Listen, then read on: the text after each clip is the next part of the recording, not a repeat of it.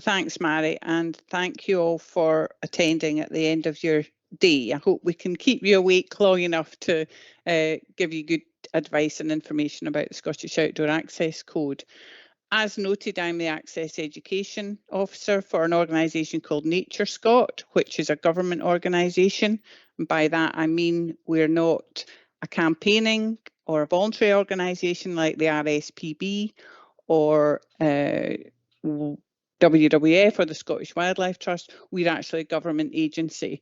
And our role is to work to improve our natural environment in Scotland and inspire everybody like yourselves to care about it. The Scottish Outdoor Access Code is part of that work, and we have a duty to promote that. But the first thing I'd like you to do, Mary, if you can change the slide, is to reflect on a place which you like to be, your favourite place. And taking a pencil or a pen and a bit of paper, if you've got one, or go and find one, I'd like you to draw that space. And I'll come back to you in a minute once you've done that little drawing, and I'll do one myself. The point of this exercise is to make you consider whether within your picture there's an aspect of the natural environment. Is there a tree? Is there a view?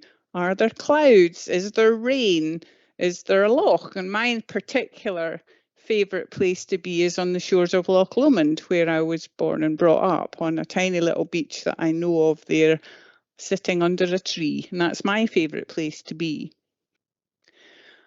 And there's a lot of evidence that being outdoors is extremely good for your health and well-being.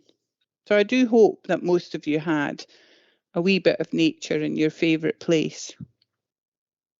But sadly, over the last few years, lots of people have discovered their favourite places outdoors and not necessarily looked after them. So it's great that they're out of doors, but they haven't always. Oh, Karen shared hers in the chat. That's very kind of you. Love it, Karen. So these places are really important for us. So in order to help you working with your groups, whether it's an informal group or a classroom situation, we've redesigned a set of outdoor access code materials in an online pack.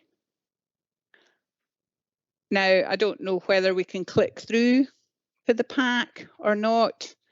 I can share my screen if that works to show you the pack itself. The link was sent to you in advance, and you should hopefully have had a wee minute to have a look at this. But this is the Scottish Outdoor Access Code. It's in a pack. It's in the form of a sway. It has a lot of really useful information for you. But most importantly to me is the fact that it's divided into sections which give you lots of activities that you can use with your group. Activities, but also lots of resources. So we're really lucky in Scotland. We have a right of access to most land and inland water. And this came about as part of the Land Reform Act in 2003, which was a very hard fought act by the predecessor bodies to NatureScot, Nature Conservancy Council, Countryside Commission for Scotland and Scottish Natural Heritage. But with these rights come responsibilities, and the Outdoor Access Code explains what good behaviour in the countryside and in green spaces looks like. By engaging people in the code, yourselves and your students, your groups, we support confidence in using the outdoors and an understanding of how to behave. There's lots in the code that would be of interest to you anyway as an individual living and working in Scotland, but hopefully the resources that we've provided will help you have a chat about this with your students. So there are 3 principles that the code is based upon. Respecting the interests of other people, that's all land users, whether you're a dog walker or a farmer or a gardener, that we respect the interests of other people in that space, that we help to enhance and protect green spaces in the natural environment, so we care for the environment, and we also take responsibility for our actions in that space. So the pack makes some clear curricular connections. It has a comprehensive section on links to the experiences and outcomes. And it also draws attention to cross-curricular connections such as learning for sustainability, health and well-being. And I think, Mary, if you click on these things come up underneath learning for sustainability, health and well-being. And here's a screen from the pack itself showing which particular curricular area is best served by which activities.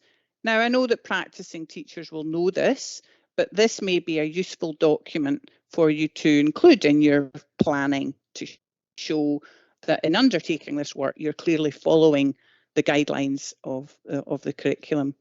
Mary's going to be much better than I am at explaining the context. Thanks, Mary.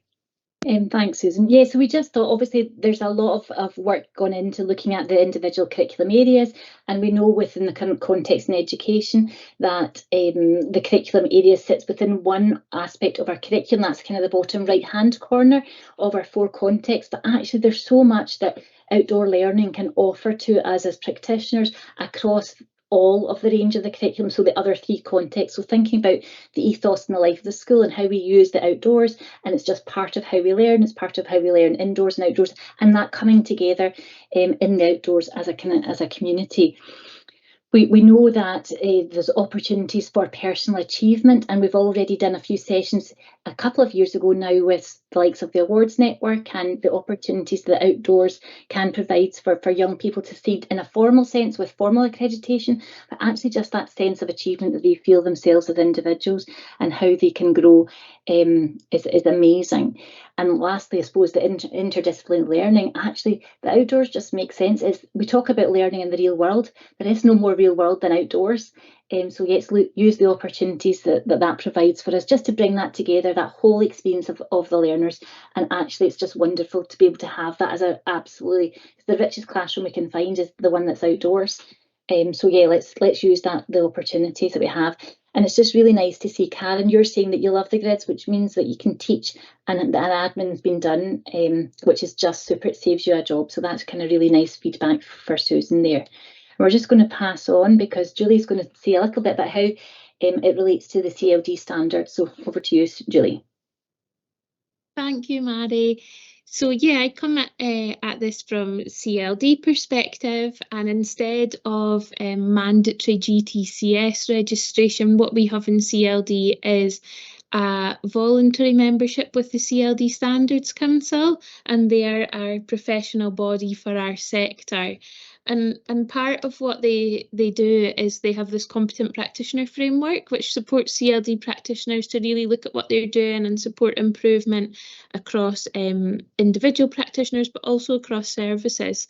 So just wanted to highlight this wee green one, which is around providing learning and development opportunities in a range of contexts. So I thought that tied in quite nicely with what we were talking about today and learning outdoors. And we know that lots of community work takes place outdoors already and really supports people to get to know their communities and wider kind of areas across Scotland. So just wanted to take the opportunity to kind of tie that in with the competent practitioner framework and highlight that's where this work can kind of sit.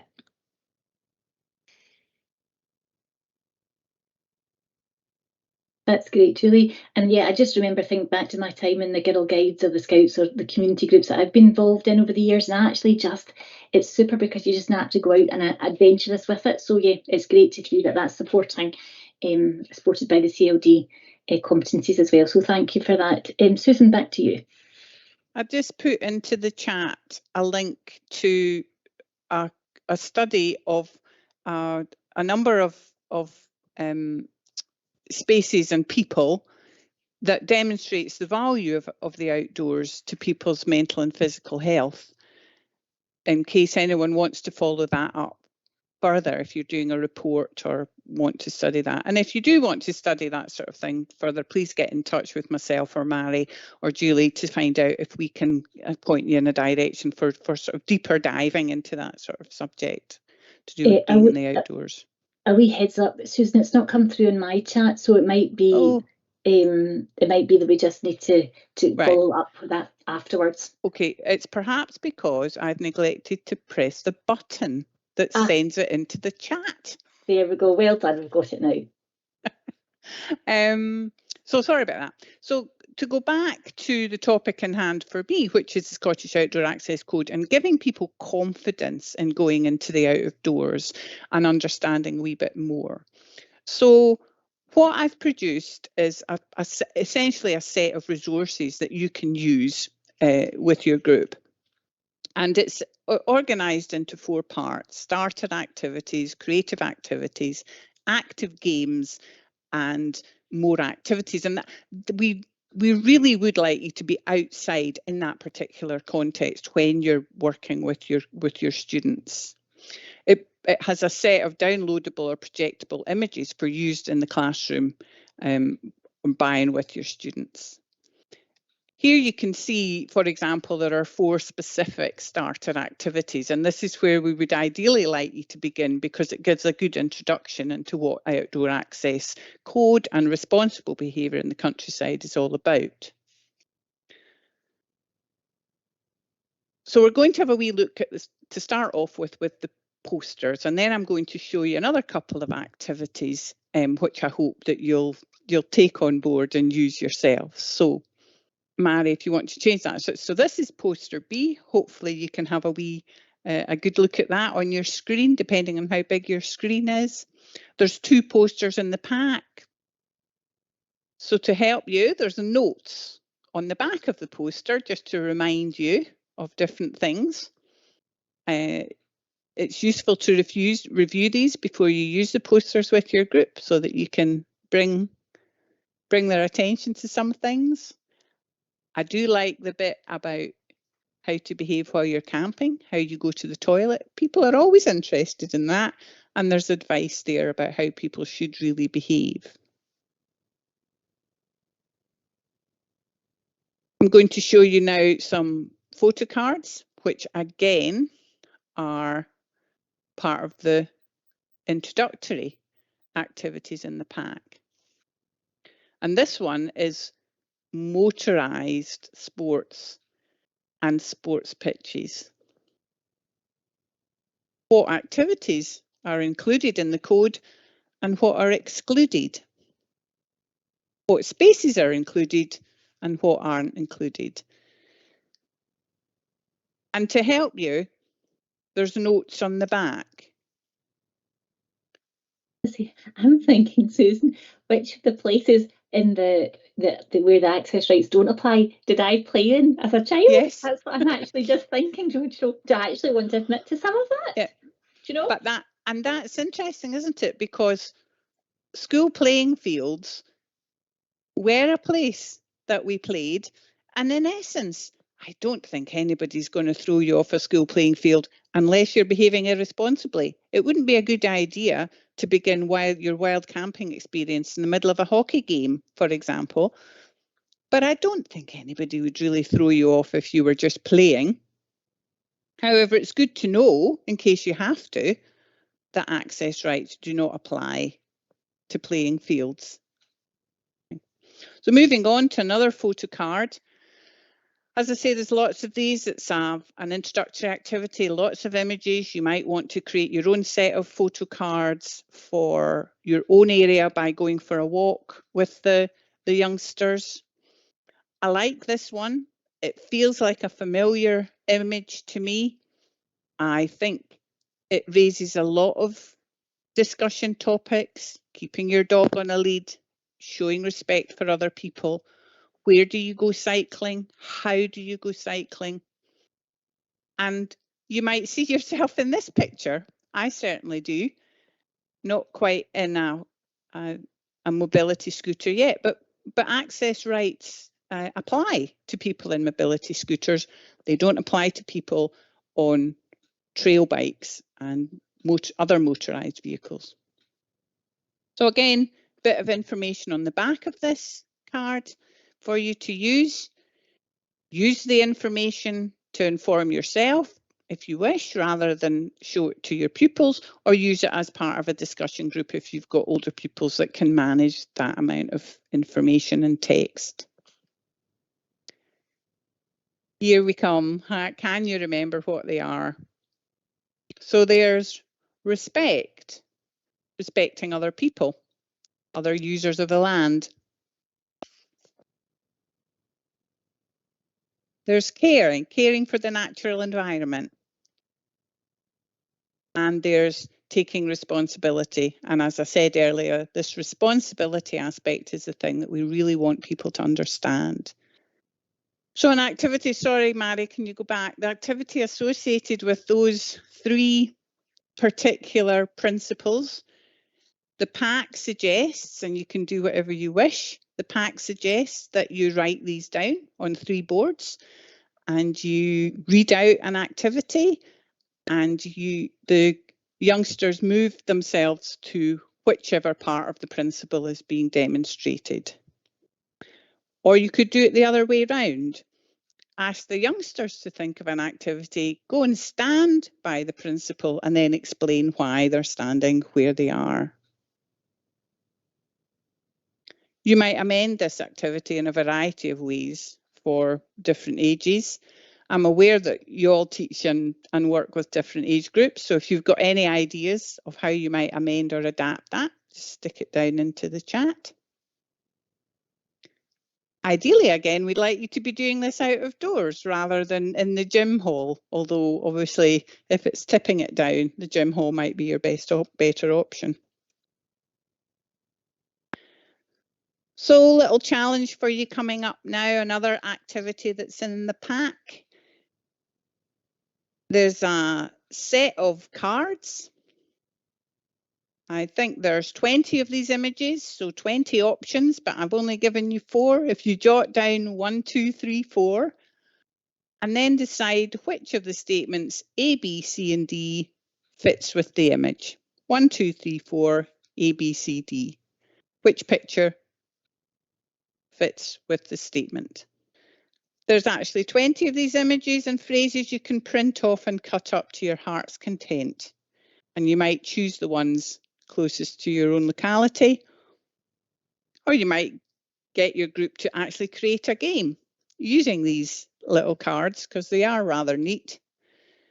And if you look at the Scottish Outdoor Access Code materials online, you'll find these images are consistent across the web pages. So these are good images to share with your students and as they'll come across them in the wider world.